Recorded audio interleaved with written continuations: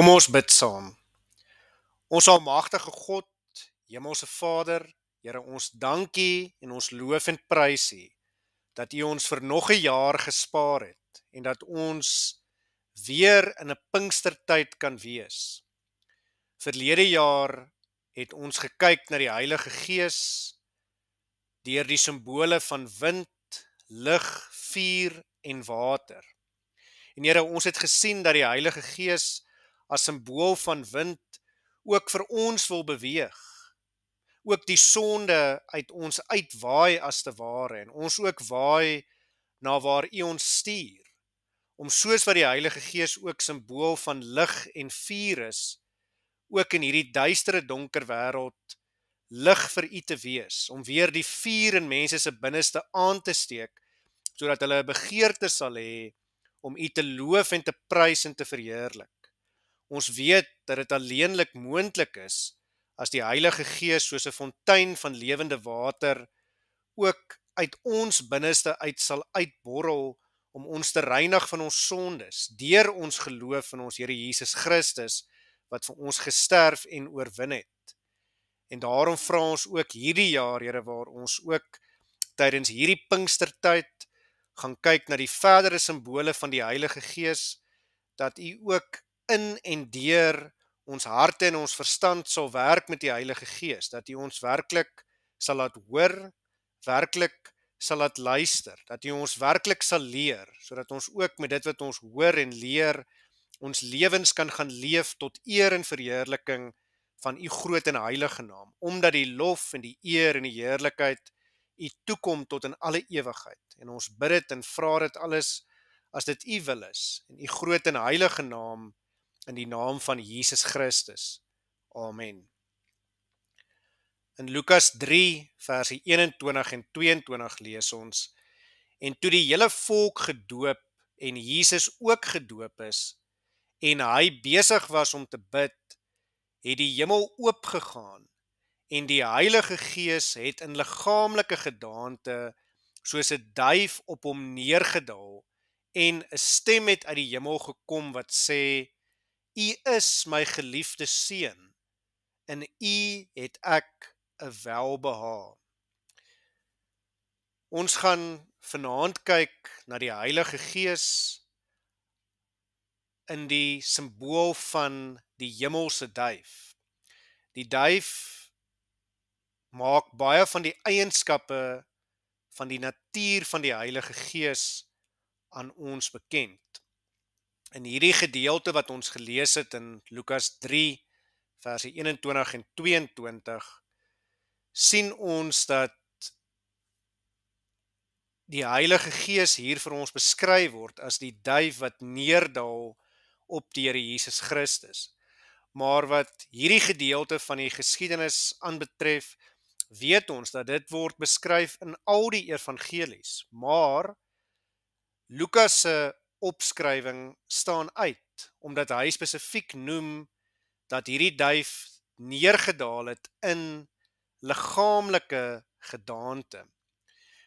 Nou vooraf moet dit duidelik gesê word, dat ek nie sê dat die Heilige Gees 'n duif is nie, maar hier het die Heilige Gees in die vorm van 'n duif neergedaal.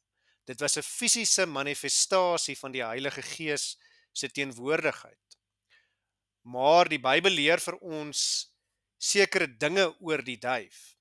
En omdat die duif 'n simbool vir ons van die Heilige Gees is, kan ons sekere dinge oor die natuur van die Heilige Gees leer, deur ook te kyk wat die Bybel vir ons beskryf oor die natuur van die duif. In Matteus 10 vers 16 lees ons, kyk, ek stuur julle soos skape onder die wolwe in, wees dan versigtig soos die slange en opreg soos die duwe. Dit is die woorde van ons Here Jesus Christus. In die 2020 vertaling lees ons hierdie selfde woorde, kyk, ek stuur julle uit soos skape onder die wolwe, wees dan behoedsaam soos slange en onskuldig soos duwe. In die 53 vertaling opreg soos duwe, in die 2020 vertaling onskuldig soos duwe. Nou wanneer ons werklik gaan kyk na die betekenis van die woorde opreg en die woorde onskuldig, sal ons sien dat dit baie nou met mekaar verband hou. Die Griekse woord akeraioi kan vertaal word met beide, opreg of ook onskuldig in die Afrikaans. In Levitikus 14 vers 22 lees ons ook 2 tortelduwe of 2 jong duwe wat hy kan bekostig, en die een sal wees 'n sondoffer en die ander 'n brandoffer. Nou as ons Oud-testamenties kyk na die duif en waar duwe ook gebruik is as offers, dan sien ons dat die duif was juis aanvaar as 'n sondoffer of 'n offer vir die reiniging van die sondes van 'n persoon.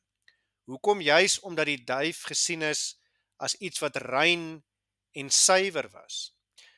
Later in die Ou Testament, in Nahum 2 vers 7 lees ons, en dit is beslis, die stad word ontbloot, sy word weggevoer en haar slavinne kla soos die stem van duwe en slaan op hulle bors. In hierdie gedeelte in Nahum sien ons iets wat ons ook weet, wanneer ons gaan stil sit en ons kyk na duwe, wanneer een van 2 duwe miskien doodgaan, dan sal die ander een, die mannetjie of die vroutjie, huil oor daardie duif. Ons sien dat duwe kan huil, kan kla, kan hartseer wees. En dit laat my dink aan die Nuwe Testamentiese gedeelte daar in Efesiërs 4 vers 30, wat gaan oor die Heilige Gees, en ons lees daar, en bedroef nie die Heilige Gees van God nie, deur wie julle verseël is tot die dag van verlossing. Wat ons dus moet weet, wat vir ons hier in Efesiërs 4 vers 30 ook beskryf word, is dat die Heilige Gees ook kan hartseer wees. En die Heilige Gees is inderdaad ook hartseer. Hy huil, hy rou klaag oor die sondes van die mens. Die Heilige Gees is dus onskuldig en rein en treur oor die sonde. In Genesis 1 vers 2 lees ons dat by die skepping sweef die Heilige Gees van God op die water. Wat kan sweef? Ja, die wind kan sweef, en dit is 'n simbool van die Heilige Gees waarvan ons verlede jaar geleer het. Maar iets anders wat ook kan sweef is 'n voël, of dan meer in die besonder enige voël, maar meer met betrekking tot ons tema van vanaand, die duif. Die duif kan sweef oor die water.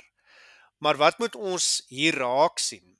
Is dit dat die duif maar net gesweef het oor die water, of dalk die wind, of dalk beide, omdat die Heilige Gees simbool is van albei? Dit, maar ook dat uiteindelik daar waar die Heilige Gees betrokke is, daar waar die duif ook betrokke is, daar sien ons dat dit is ook simbool van 'n nuwe begin, van herskepping. In Genesis 8, verse 8 tot 12, by die verhaal van Noag, lees ons die volgende. Daarop laat hy, dit is Noag, 'n duif van hom af wegvlieg om te sien of die waters oor die aarde verminder het. Maar die duif het geen rusplek vir die holte van sy voet gevind nie, en na hom teruggekeer in die ark, want die waters was oor die hele aarde.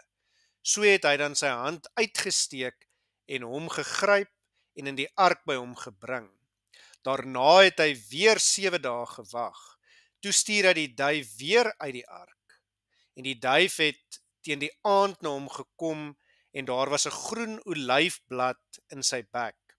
Toe merk Noag dat die waters oor die aarde verminder het.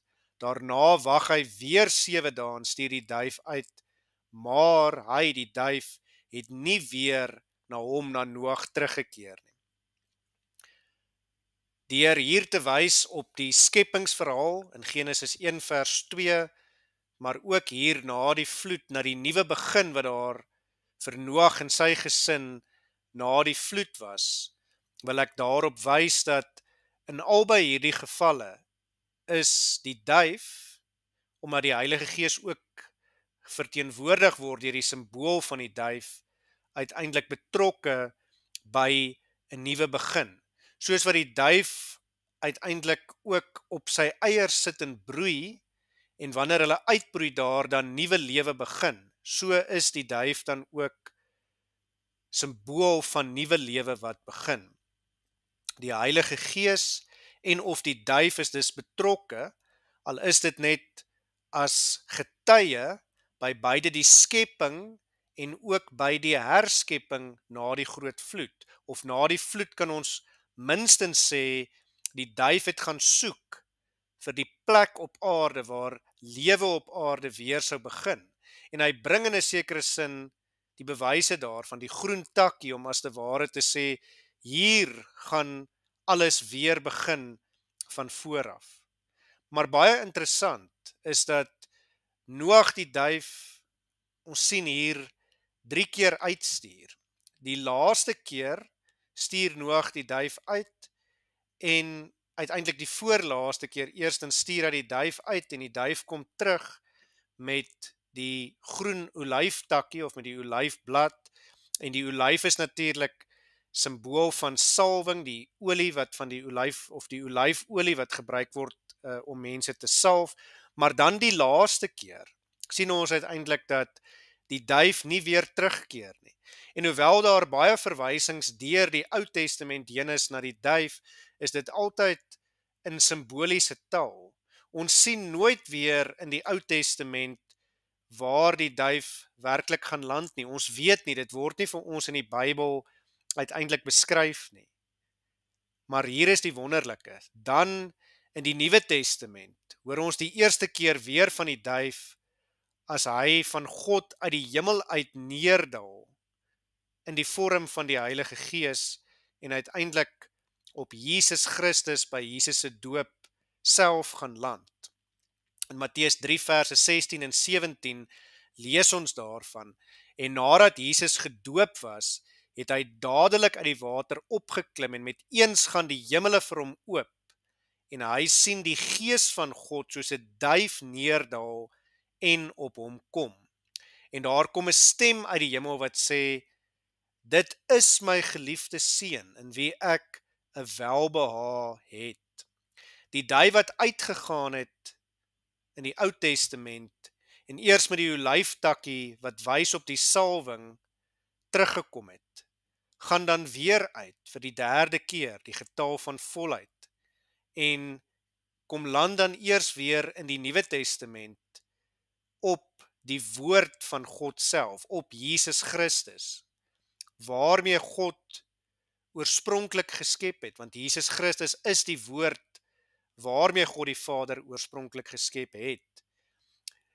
Want daar dieselfde woord van God, Jesus Christus, is ook verantwoordelik vir die herskepping. En daarom, wanneer die duif op Jesus Christus kom land, of op hom neerdal, verteenwoordig dit nie net dat hy die een is waardeur God oorspronklik geskep het nie, maar ook die een waardeur die herskepping sal plaasvind. En ja, ook die herskepping van ons harte, as ons glo in wat hy vir ons gedoen het. En daardie geloof word natuurlik gewerk deur die Heilige Gees wat in ons harte kom woon. So kom ons sluit af. Ons het dus gesien vanaand dat die duif is eerstens onskuldig of opreg. Die duif is tweedens rein en suiwer en is 'n boel daarvan. Die duif treur en is hartseer oor die sonde. En vierdens, die duif is ook daar as verteenwoordiger van nuwe dinge wat begin, deur die skoonwassing. En uiteindelik is dit dan belangrik dat ons sal besef, die duif wys vir ons dat die Heilige Gees opreg en onskuldig is, rein en suiwer is, sag is, die een is wat treur oor ons sondes, maar ook die een wat 'n nuwe begin uiteindelik aankondig en bewerk. Ons as mense gaan dikwels deur moeilike omstandighede, pyn, hartseer, lyding, siekte, teleurstelling. dalk teleurstelling in onsself en ons weet dat ons soms nie weet hoe om hierdie omstandighede te hanteer nie. Ons weet dalk nie hoe om vorentoe te gaan of hoe om aan te gaan nie. Ons is dalk moedeloos en ons wil moed verloor. Maar die Heilige Gees van God sweef ook oor ons, soos wat hy aan die begin gesweef het oor die demekaar en die donker en die woeste chaos van die aarde. Die Heilige Gees van God sweef ook oor ons soos 'n duif en hy koersag dat ons harte moet oopmaak vir hom, sodat hy ook in ons harte kan kom land, sodat hy ook in ons harte kan kom woon en ook die nuwe begin van hoop in ons binneste en in ons harte kan bewerk. Hy salf ons as konings om te heers oor die sonde en oor ons omstandighede. En hy stel ons in staat om deur die krag van God uiteindelik op te staan uit die omstandighede waar ons onsself bevind en uiteindelik voluit vir God te leef. Want niks is vir God onmoontlik nie. Amen. Kom ons bid weer saam. Ons almagtige drie-enige God, Here, dit is eers wanneer die Heilige Gees ook op ons neerdal en in ons harte kom woon, wat hy ons seën en salf om soos duwe te wees, opreg, rein, bedroef oor ons sonde, maar ook vol hoop vir 'n nuwe begin in en deur Jesus Christus. Here, lei ons daarom om elke dag ons harte opnuut weer oop te maak, sodat die Heilige Gees in ons harte kan kom woon, sodat hy die 8 stappe van die heilsorde in en deur ons kan werk, sodat ons die geloof sal hê en U sal verheerlik deur te volhard tot die einde toe. Here, ons bid dit alles in U wonderlike en groot en heilige naam, in die naam van Jesus Christus. Amen.